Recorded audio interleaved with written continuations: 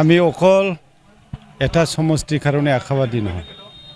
আমি ইয়াত আহিছোঁ কংগ্ৰেছ দলত আমাৰ বিটিআৰত এটা ভাল জাগৰণ কৰি পেলাই যাতে ইয়াত 15টাৰ ভিতৰত আমি 10টাকৈ যাতে চিট পাব পাৰে সেইটো কাৰণে আমি আজি ইয়াত আৰম্ভ গীতটো গাইছোঁ। সৰ্বজোৰা মণ্ডলত আমি বুথ মণ্ডল আৰু ব্লক প্লাছ ডিষ্ট্ৰিক্ট একেলগত মিলি পেলাই আমি 26ৰ যিটো আমাৰ এছেম্বলি ইলেকশ্যন হ'ব এই ইলেকশ্যনৰ কাৰণে আমি আমাৰ পাৰ্টিৰ আমাৰ কৰ্মীবিলাকৰ লগত আমি আজি ডিছকাছ কৰিছোঁ। বহুত ভাল লাগিছে।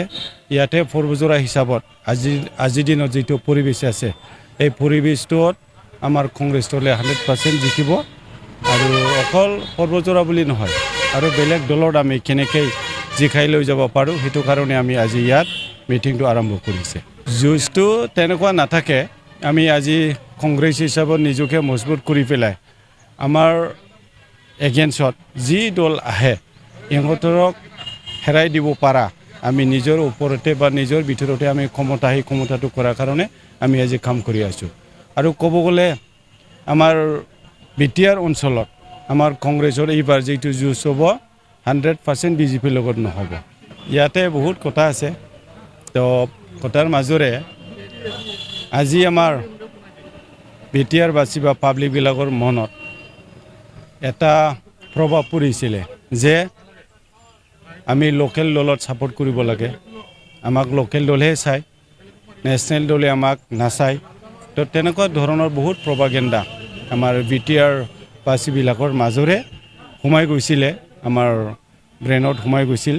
তাৰপিছত আজি আমি এইটোকে কাউণ্টাৰ দিব বিচাৰিছোঁ যে লোকেল দলটো হ'ল অকল লোকেল এৰিয়াত চোৱা চিতা কৰাৰ কাৰণে, কিন্তু আমাৰ যিটো আজি নেশ্যনেল দল ৰাষ্ট্ৰীয় দল সেইটো আমাৰ অকল লোকেল এৰিয়া বুলি নহয়, আমি গোটেই ভাৰতবৰ্ষত আজিৰ দিনত কাম কৰিব পাৰা বা কাম কৰি থকা এটা দল, যেই দলটো আজিৰ পৰা 140 বছৰ আগত জন্ম হৈছিলে। 140 ইয়াৰ্ছ আগত জন্ম হোৱাৰ পিছত আজি কংগ্ৰেছে দেশৰ কাৰণে কিমান কাম কৰিছে এইটো আপুনি যিমান হিচাপ কৰিব আপোনাৰ হিচাপটো কম হ'ব। তো তেনেকুৱা পুৰণা আৰু দেশৰ কাৰণে সবাৰ কাৰণে জাতি ধৰ্ম বিচাৰ নকৰাকৈ সবাক নিজে বুলি ভাবি উদাৰ মনৰ কাম কৰা যদি দল আছে আমাৰ দেশত এই দলটো হ'ল কংগ্ৰেছ দল। আৰু আজি আমাৰ এটা ভাল এটা অৱসৰ পাইছোঁ। এই অৱসৰটো কি, এই সুবিধাটো কি, আমাৰ অসমত এটা ভাল নেতা আজিৰ দিনত গোটেই অসম বুলি নহয় আমাৰ গোটেই ভাৰতবৰ্ষক লিড লৈ পেলাই চলাব পৰা আমাৰ এটা নেতা আমাৰ অসমতে জন্ম হৈছে। তেওঁৰ হ'ল আমাৰ মাননীয় আমাৰ গৌৰৱ গগৈ ডাঙৰীয়া। আমি বিচাৰোঁ তেওঁ যাতে 26ত আমাৰ অসমটো তেওঁ ৰেছপন্সিবিলিটি লৈ পেলাই চিফ মিনিষ্টাৰ তেওঁ যাতে চলাব পাৰে আমি সেইটোকে আশা কৰিছোঁ। আৰু বহুত এটা ভাল আপোনাৰ লগত মই মেছেজ দিওঁ, আমাৰ 14 তাৰিখত এটা ডাঙৰ মাছ ৰেলী হৈছিল দিল্লীত। এই মাছ ৰেলীত যেতিয়া আমি অসমৰ কোকৰাঝাৰ ডিষ্ট্ৰিক্টৰ পৰা আমি ভাগ ল'বলৈ যেতিয়া গৈছিলোঁ তেতিয়া তাতে ভাল মানুহবিলাক তাতে ইহঁতক এটা এছ'চিয়েশ্যন আছে বোধে, ইহঁতক আমাক লগ ধৰি পেলাই সুধিছে ক'ত পৰা আহিছে, আমি ক'লোঁ অসমৰ পৰা অহা শুনাৰ লগে লগে ইহঁতক এনেকুৱা ইণ্টাৰেষ্ট লৈছে যে ৰাহুল গান্ধী চাবক আজি 5টা আনমোল ৰত্ন আছে, হীৰা আছে। এই হীৰাৰ 1 নম্বৰ হীৰাটো হ'ল আমাৰ গৌৰৱ গগৈ ডাঙৰীয়া। তে সেই বস্তুটো আজি অকল আমাৰ অসমত লিডাৰ হৈ থকা নাই। গৌৰৱ গগৈ ডাঙৰীয়া আজিৰ দিনত আমাৰ দেশৰে সবাইকে ক'ব গ'লে আমাৰ কংগ্ৰেছত আমাৰ ৰাহুল গান্ধী চাহাবৰ নেতৃত্বত এটা প্ৰভাৱশালী নেতা হিচাপত তেওঁ আজি গঢ়ি উঠিছে গোটেই আমাৰ দেশতে। সেইটো কাৰণে আমি এইবাৰ বিচাৰিছোঁ বা আমি ভাবিছোঁ যে আমি বহুত লাকি হয় আমি এইবাৰ নেক্সট 26ত আমি গৌৰৱ গগৈ ছাৰক আমি চিফ মিনিষ্টাৰ আমি পাব কৈ আছোঁ। আৰু সেইটো কাৰণে আমি কামো কৰি আছে আৰু কৰিও থাকিম। আৰু আমাৰ দলক আমি শক্তিশালী কৰিবৰ কাৰণে আমি এই প্ৰগ্ৰামটো আমি দিছোঁ। তাৰ লগতে আছে আমাৰ যিটো আমাৰ মেনিফেষ্টো আছে, এই মেনিফেষ্টোটো আমি পিপুল মেনিফেষ্টো হিচাপে আমি বনাবৰ কাৰণে আমি এটা সিদ্ধান্ত কৰিছে APCCয়ে আৰু এইটো আমাক নিৰ্দেশ দিছে। গতিকে সেই নিৰ্দেশ অনুসৰিয়ে আজি আমি ইয়াত মিটিংটো কৰিছোঁ যে আমাৰ যি মণিপুষ্ট গ্ৰুপটো আহিব, দল আহিব, তেখেতসকলক আমি আমাৰ ৰাইজৰ আগত তেখেতসকলক লৈ যাম আৰু ৰাইজৰ যি সমস্যা আছে তেওঁলোকে নিজাববীয়াকৈ ক'ব আৰু এই মেনিফেষ্টোৰ যোগেদি আমি আমাৰ যিবিলাক সমস্যা আছে সেই সমস্যাবিলাক আমি সমাধান কৰিবৰ কাৰণে আমি চেষ্টা কৰিম। দেখা গৈছে যে 126টা সমষ্টিৰ ভিতৰত আপোনালোকে কেইটা সমষ্টি আৰু 5 নং পৰ্বতজোৰা বিধানসভা সমষ্টি এবাৰ নতুন, এবাৰ ইয়াত কিমান আশাবাদী?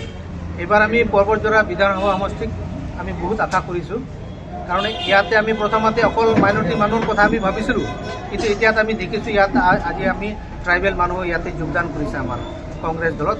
তো সেইকাৰণে আমি ইয়াত বহুত শক্তিশালী হৈ আছোঁ আৰু আমি ৰাখিছোঁ পৰ্বতজোৰাটো আমাৰ এইটো প্ৰায়ৰিটি থাকিব আৰু ইয়াত আমি জয়যুক্ত কৰিব পাৰি আমি নিশ্চিত। আশাবাদী প্ৰাৰ্থী কেইজন? আশাবাদী প্ৰাৰ্থী ইয়াতে বহুত আছে, ইয়াতে 12জন মোৰ ওচৰতে এতিয়ালৈকে তেওঁলোকে এপ্লিকেশ্যন কৰিছে। তো 12জন হৈছে এতিয়া মতে, আৰু পাছত আৰু চাগে আৰু আহিব, মোৰ এটা ধাৰণা হৈ আছে। মানে কিহৰ ওপৰত ভিত্তি কৰি প্ৰাৰ্থিত্ব প্ৰদান কৰা হ'ব? ইয়াতে এই পৰ্বতজোৰা সমষ্টিটো ভৌগোলিক বহুত বেলেগ ধৰণৰ, কিছু জংঘল আছে, কিছু দলা জেগাবিলাক আছে, কিছুমান ওখ মাটিবিলাক আছে। তো সেইবিলাকক সেইখিনি থকা মানুহবিলাকক যাতে আমি কেনেকৈ উন্নয়ন কৰিব পাৰোঁ সকলো দিশত। এডুকেশ্যনৰ ব্যৱস্থা মই দেখিছোঁ যেতিয়া বৰষুণ হৈ যায় তেতিয়া কিন্তু স্কুলবিলাক পানীৰ তলত গুচি যায়।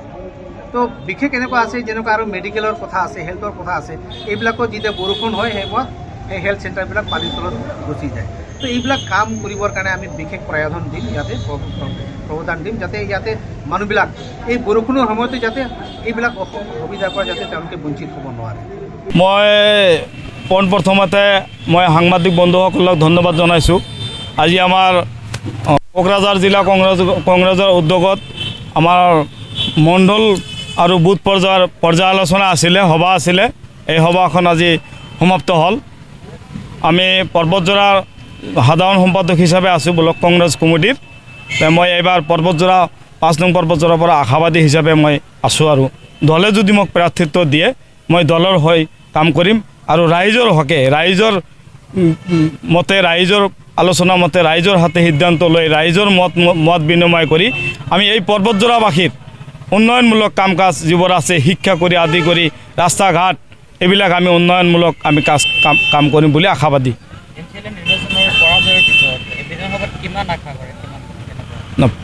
MCLA কথাটো বেলেগ ধৰণৰ আছিল, যিহেতু BTAD আমাৰ এই BTADখনত অলপ বেলেগ ধৰণৰ ৰাজনীতি হয়। যিহেতু MCLA ইলেকশ্যন আছিলে সেই সময়ত BTC চৰকাৰৰ ক্ষেত্ৰত আমাৰ ভূমিকা অলপ কম আছিলে, কিন্তু এইবাৰ পৰ্বতজোৰা যিজন MCLA বিধানসভা নিৰ্বাচন, এই নিৰ্বাচনত সেই কথাটো নাহে। যিহেতু অসম চৰকাৰ গঠনৰ ক্ষেত্ৰত এই কথাটো আহিব। চৰকাৰ গঠনৰ ক্ষেত্ৰত আমাৰ কংগ্ৰেছ চৰকাৰ নিশ্চিতভাৱে আহিব আৰু এইবাৰ পৰ্বতজোৰাত কংগ্ৰেছৰ প্ৰাৰ্থী নিশ্চয় জয় হ'ব। মোৰ এইটো ৰাইজৰ পৰা আশাবাদী আৰু